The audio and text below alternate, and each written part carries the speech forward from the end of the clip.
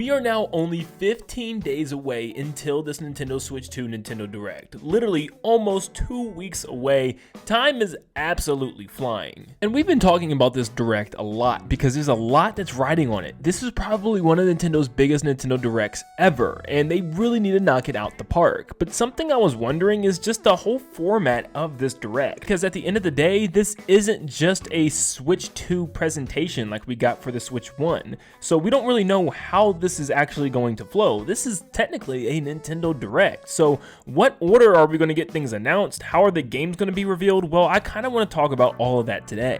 Before we dive into this Nintendo Switch 2 Direct talk, let's talk about the question of the day.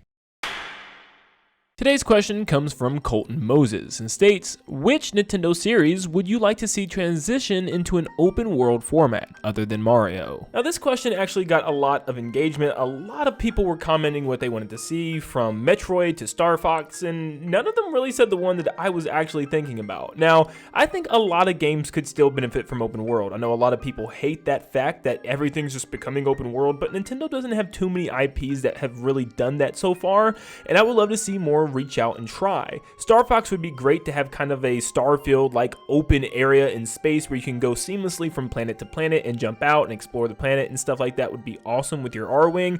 But personally, my most wanted one would be Pikmin. I think Pikmin is the most deserving, and it makes just perfect sense considering the game literally should have been open world from the start if you think about it, because the whole game is about you landing on this giant planet and exploring the whole terrain around the area looking for ship parts. Why limit us to one area at a time? Let us explore like a whole continent so we can find secrets and hidden things from the past civilizations and stuff of Earth. It'd be really cool to explore and find new things, and just to find new creatures and new areas that might be extremely strong that we hit to come back to later on. We can find new areas to land our ship so that way we can have easy access points and easy like ways to return to the ship all over the map.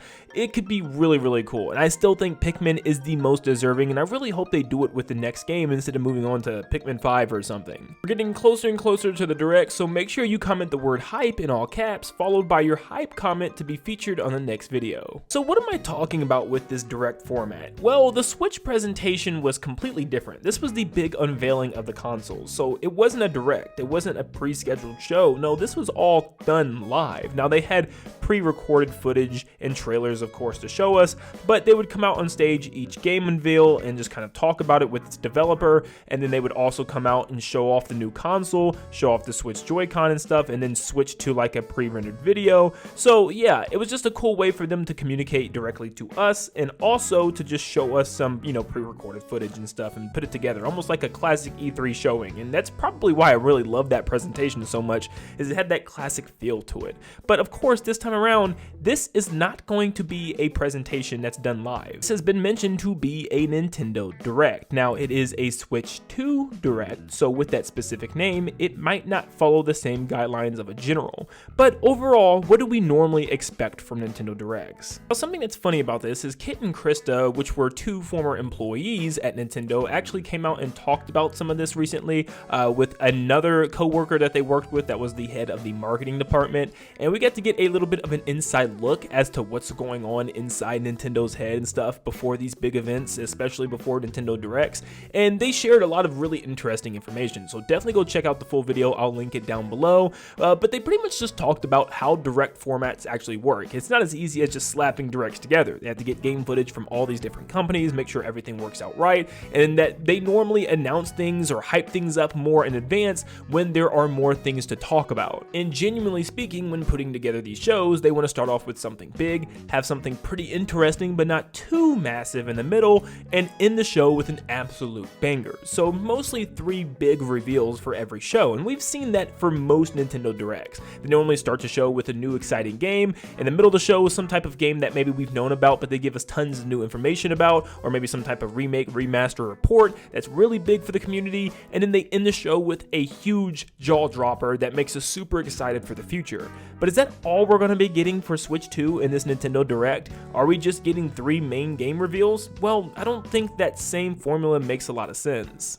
For one, we have to know pretty much everything about this console before they jump and dive into the games, and we don't know anything yet. So I really do think the first almost 20 minutes, maybe even 30 minutes could all be dedicated to the console itself, the changes in the hardware and what it can do, like with the new Joy-Con, and also the changes to the UI and the home menus and just all the things within the Switch itself with the operating system. There's a lot that they had to show us and talk about, and with rumors suggesting that there could be a new social media app that might tie into that button with the C on it on the right Joy-Con. There's a lot for them to discuss before they even get into games. So yeah, I don't think we're starting with a big game or anything like that. This is a different style of Direct. I think this show is going to actually open up with nothing but Switch 2 talk of the actual console. But when it comes to the flow of announcing games, I don't think it's also going to pull from that original general Nintendo Direct formula, because this is different. This show was probably handpicked with its trailers and crafted to perfection. And they want to make sure everything shown off here is something big and interesting. They know they've been skipping a lot of general Nintendo Directs and been leaving us in the dark for so long, with hardly anything slated for the future, nothing that has a release date right now. So I don't think this is going to be a, oh, here's a big thing, and then here's like 10 to 15 minutes of nothing that we care about. Oh, here's a big thing, here's 10 to 15 minutes of nothing that we care about. Oh, here's one last big thing and the show's over. No, I think it is going to be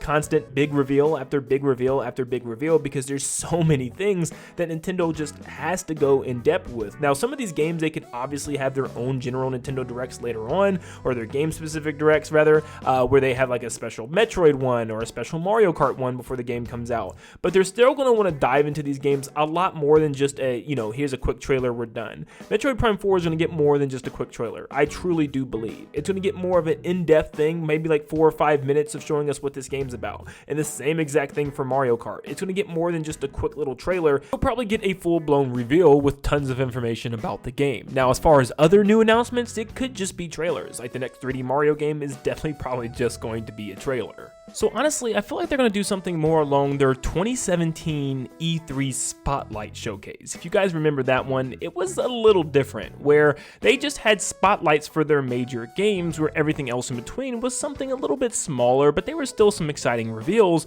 But they had like 4 or 5 spotlights for the main games that they wanted to highlight. So maybe they start the Direct as something like that and say, hey, there's like 4 or 5 spotlights for this show, and that's like for Mario Kart, 3D Mario, Metroid Prime 4, and maybe 2 other ones or something along those lines. We also don't know how long this show is going to be. Now, a lot of people probably are thinking around the same time frame as a normal Nintendo Direct, around 40 to 45 minutes, which could still definitely work, especially to cut out all the filler that we normally get in general Directs, and it's just nothing but really important announcements from both first and third party, and then spend half of the show on the hardware, half of the show on the software could definitely work. But they could go even longer, honestly. I could see this show being almost around an hour, like they did for the original Switch 1 presentation, which could be pretty cool. But I don't think they need that long. I think it's also about, making sure that their pacing is good, because they want to make sure that it's a quick, concise, really fast-paced, get the information out type of show. That's why it's not live this time around. Clearly, Nintendo knows what they're doing. This thing has been announced almost 2.5 months in advance. Nintendo knows that this is one of their biggest presentations and shows of all time,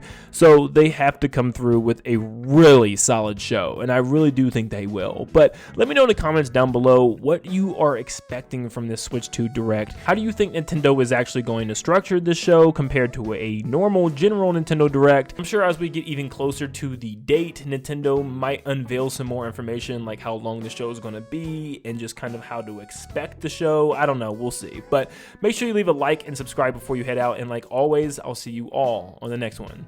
See you guys.